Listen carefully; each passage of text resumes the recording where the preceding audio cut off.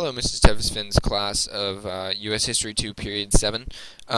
This is Alex Rosenfeld and Kelsey Chatterton, and we did the gay rights movement from about the 1920s until approximately current day, and just how it progresses and changes, and the big events and issues in this conflict. So, just to start out with some significant dates and events, in 1924, the Society for Human Rights in Chicago, Illinois, becomes the country's earliest known gay rights organization. And then in 1955, the first lesbian rights organization in the United States, the Daughters of Bilitis, or Bilitis, I don't know exactly how to say that, was established in San Francisco in 1955.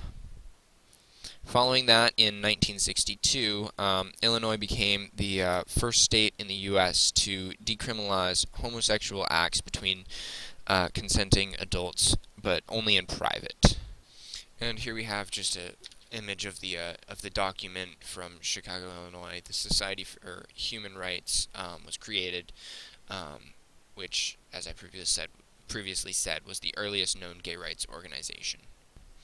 Alright guys, so here's a animated GIF from 1970 to 2013, just showing the progression of gay rights and how it gets legalized and criminalized and decriminalized throughout the years in our country.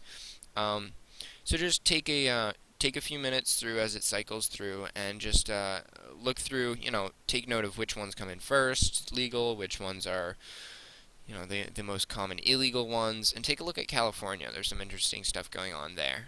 Alright, I'll just leave it to go through one more time, and then we'll move on.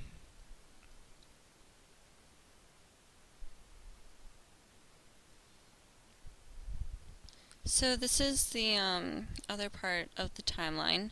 In 1973, the American Psychiatric Association removed homosexuality from its official list of mental disorders. In 1979, about 75,000 people participated in the National March on Washington for Lesbian and Gay Rights in Washington, D.C. in October. It was the largest political gathering in support of LGBT rights to date. In 1993, the Don't Ask, Don't Tell policy instituted for the U.S. military, permitting gays to serve in the military but banning homosexual activity. So the Don't Ask, Don't Tell policy made people uncomfortable because it kept LGBTs from revealing their identity. And it was repealed in 2010, allowing LGBT to be open about their sexual orientation.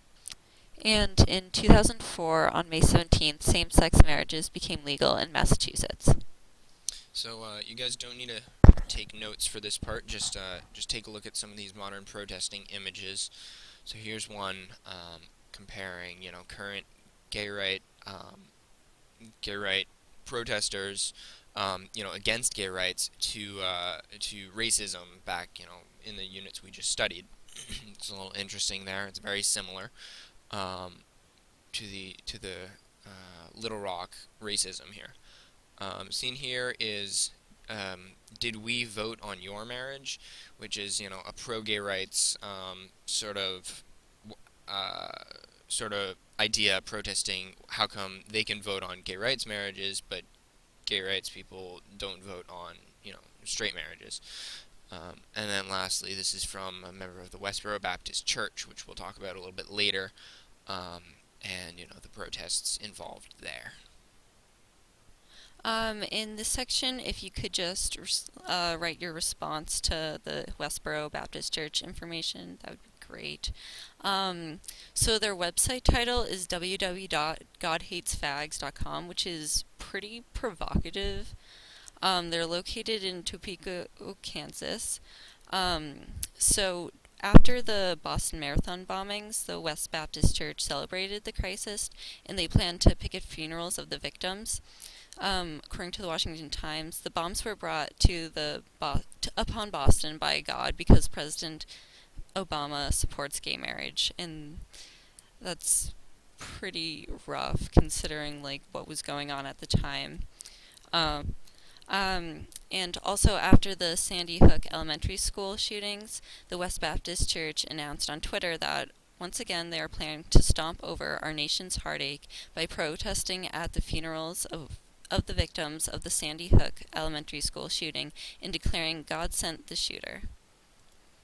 So this image is pretty awesome. This is Aaron Jackson. He bought the house across from the Westboro Baptist Church and painted it rainbow, the colors of the gay pride flag. He named this house the Equality House to campaign against the Westboro Baptist Church. This is Alex and Kelsey signing off.